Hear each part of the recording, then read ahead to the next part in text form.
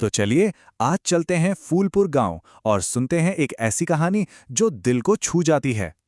ये कहानी है विजय नाम के एक आदमी की और उसके एक बहुत ही सीधे साधे सपने की, जिसकी शुरुआत एक पुराने लोहे के ड्रम से होती है। मिलिए विजय से। अब जेब तो इनकी भले ही खाली हो, पर इनके हाथों में गजब का जादू है, खासकर खाना बनाने में। देखिए तो जरा कैसे एक पुराने बेकार पड़े लोहे के ड्रम को ये अपनी उम्मीदों के तंदूर में बदल रहा है। और जैसा कि वो अपनी पत्नी प्रिया से कहता भी है, ये सिर्फ एक ड्रम नहीं बल्कि मेरी किस्मत का दरवाजा है। तो कहानी का पहला पड़ाव शुरू होता है सपनों का तंदूर। ये वो दौर था जब उम्मीद की आग तो जल रही थी, पर उस पर शक और हकीकत के बादल भी मंडरा रहे थे। देखिए, किसी भी बड़े सपने की तरह यहां भी दो पहलू थे।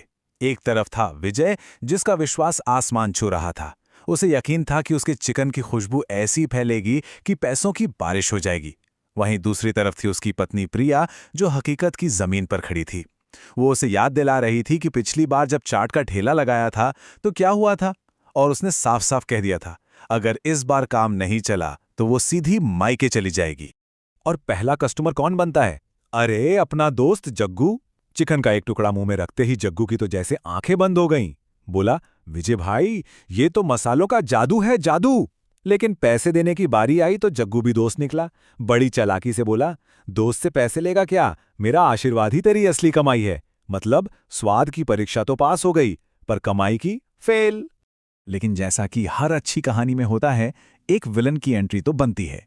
और यहीं से शुरू होता है हमारा दूसरा अध्याय, तिरस्कार और संघर्ष। अब विजय के सपने के आगे एक ऐसी दीवार खड़ी होने वाली थी जो शायद उसे तोड़ भी सकती थी।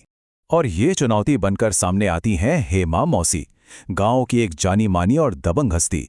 उन्होंने विजय के ठेले को ऐसे देखा मानो कोई गंदगी का ढेर हो, और भरे बाजार में चिल्लाकर उसे अपना काला गंदा तंदूर हटाने की धमकी दे डाली। अब सोचिए हेमा मौसी के उन शब्दों का असर क्या हुआ होगा। विजय का चेहरा एकदम उतर गया। जो माहौल कुछ देर पहले उम्मीद और सपनों से भरा था, वो एक पल में उदासी और निराशा में डूब गया। ये सिर्फ एक ठेले का अपमान नहीं था, ये एक आदमी के सपने का सरेआम तिरस्कार था। बस फिर क्या था? हेमा मौसी के शब्दों का जहर तो हवा में घुल गया। उन्होंने गांव भर में अफवाहें फैला दी, और देखते ही देखते गांव के शरीफ लोगों ने ठेले से मुंह मोड़ लिया। ठेला दिन भर खाली पड़ा रहता और विजय बस अपनी उम्मीदों को राख होते हुए देखता रहता। लेकिन कहते ना, जब सब साथ छोड़ देते हैं तब कोई एक हाथ थाम लेता है। यहां वो हाथ था प्रिया का। जो प्रिया पहले शक कर रही थी, अब वही अपने पति का सहारा बनी। उसने विजय को हिम्मत देते हुए कहा, इंसान की कड़वाहट तो चंद दिनों की होती है, पर अच्छे स्वाद की मिठास हमेशा याद रहती है। तुम बस ईमानदारी से अपना काम करते रहो। ये शब्द विजय के लिए एक नई उम्मीद की किरण जैसे थे। और बस यहीं से कहानी एक ऐसे मोड़ पर आती है जहां विजय के किरदार की, उसके उसूलों की असली परीक्षा होनी थी। तो हमारा तीसरा पड़ाव है चरित्र की परीक्षा। तो सवाल ये खड़ा होता है कि जब आपका दुश्मन आपसे मदद मांगे तो सही कदम क्या होता है? हुआ ये कि हेमा मौसी एक बहुत बड़ी मुसीबत में फंस गईं। उनके घर शहर से बड़े मेहमान आने वाले थे और ठीक दावत से पहले उनके रसोइये का हाथ टूट गया। अब तो उनकी पूरी इज्जत दांव पर लग गई थी।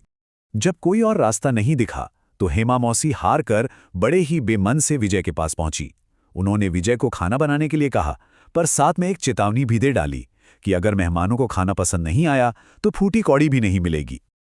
और विजय का जवाब क्या कमाल का जवाब था। उसने कहा, पैसे तो मैं वैसे भी नहीं लूंगा, आपके मेहमान मेरे मेहमान हैं, और कोई हमारे गांव की शान का मजाक उड़ाए ये मैं बर्दाश्त नहीं कर सकता। विजय के इस जवाब ने हेमा मौसी को कुछ पलों के लिए एकदम खामोश कर दिया। तो अब हम आ पहुंचे हैं कहानी के सबसे अहम पड़ाव पर, सद्गुण से विजय। अब दुश्मन की रसोई में विजय के उसूलों का असली इम्तिहान था। और यहीं वो पल आता है जो पूरी कहानी का रुख बदल देता है। प्रिया, जो अब विजय के साथ खड़ी थी, उसने धीरे से फुसफुसाया, थोड़ा नमक ज्यादा कर दूं क्या? बदला लेने का एक छोटा सा मौका। लेकिन विजय ने उसे तुरंत रोक दिया और वो शब्द कहे जो उसकी पहचान बन गए, नहीं, हम खाने में प्यार मिलाते हैं, बदला नहीं। और यहीं विजय की पूरी फिलॉसफी, उसका पूरा नजरिया सामने आता है। उसके लिए खाना बनाना सिर्फ एक काम नहीं, ये ईश्वर की पूजा जैसा है। इसे गुस्से या बदले की भावना से नहीं, सिर्फ और सिर्फ प्यार से बनाया जाना चाहिए। उसने कहा, उन्होंने जो किया वो उनका स्वभाव था, मैं जो कर रहा हूं वो मेरा काम है। ये उसके काम के प्रति उसकी ईमानदारी को दिखाता है। और नतीजा? अरे नतीजा तो शानदार था। खाने की खुशबू से ही मेहमान दीवाने हो गए। सबने दो दो बार मांग कर खाया, और जो सबसे नुक्ताचीनी करने वाले मेहमान थे उन्होंने भी कह दिया कि ऐसा तंदूरी चिकन तो 5 स्टार होटल में भी नहीं मिलता। कुल मिलाकर हेमा मौसी की इज्जत बच गई थी। इस शानदार जीत के साथ कहानी अपने आखिरी और सबसे खूबसूरत पड़ाव पर पहुंचती है, जिसका नाम है ईमानदारी का इनाम। अब ये देखने का वक्त था कि नेकी और अच्छे काम का फल कितना मीठा होता है। अगले दिन विजय के ठेले पर भीड़ लगी हुई थी, और उस भीड़ में हेमा मौसी भी थी। उन्होंने सबके सामने अपनी गलती मानी और विजय से कहा, बेटा, धूल तो मेरी आंखों पर पड़ी थी। मैंने तेरे कपड़ों से तेरी हैसियत नाप ली, पर तूने मेरी इज्जत बचाकर बता दिया कि असली अमीर वो नहीं जिसके पास पैसा है, बल्कि वो है जिसका दिल तेरे जैसा बड़ा है। और साथ ही वो उसे एक लिफाफा थमाती हैं। पर सुनिए, ये कोई दिहाड़ी या पेमेंट नहीं थी, ये एक एडवांस था, ताकि विजय अपने इस छोटे से ठेले को एक पक्की दुकान बना सके। ये उसकी मेहनत और उसके नेक दिल का असली इनाम था।